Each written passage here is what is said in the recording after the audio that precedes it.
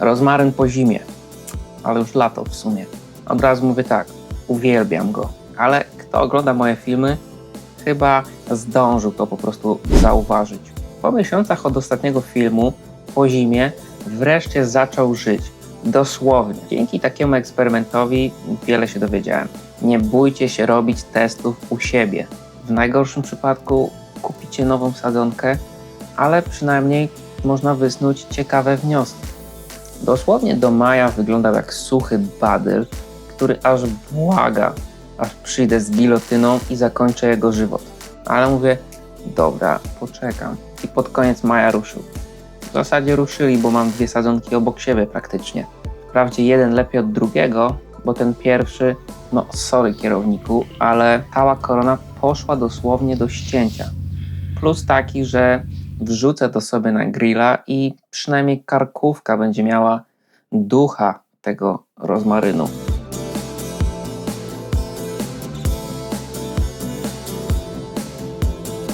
Ważne, że przeżył dół, a ten drugi, powiem szczerze, jestem w szoku. Byli w totalnym szoku, tak?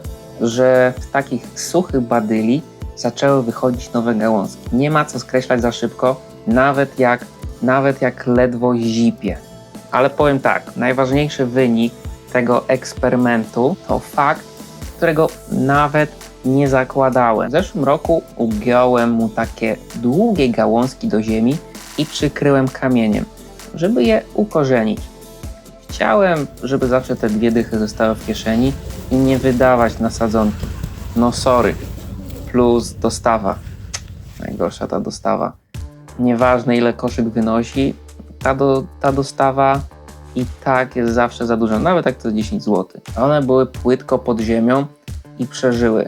Ta roślina poszła na bok i teraz mam jakby dodatkową odnogę z korzeniem i to rośnie o wiele szybciej niż te górne warstwy, które zostały przetrzewione przez tą zmarzlinę. Ta zmarzlina to są takie lody na Słowacji.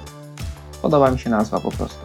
I tak, wiecie, taki vibe, to jest taki vibe bloku wschodniego, no idealnie tu pasuje, zmarzlina, dziadek mróz, nieważne. Szef uległ tak zwanemu wypłaszczeniu, to przynajmniej wiem jedno, ultra ważne jest odsłonięcie go od wiatru, bo to wiatr zrobił zniszczenie, a nie susza filozoficzna, czy tam fizjologiczna, mówiąc precyzyjniej. Jeden rozmaryn chroniła szałwia, a drugi około 50 cm dalej był po prostu na patelni i usmażył się tam jak obok steka kąpiącego się w masełku.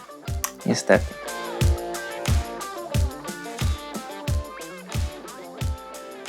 Co mogę powiedzieć? No sorry dziadku mróz, ale nie masz psychy zrobić minus 40 stopni, żeby ten rozmaryn padł na amen.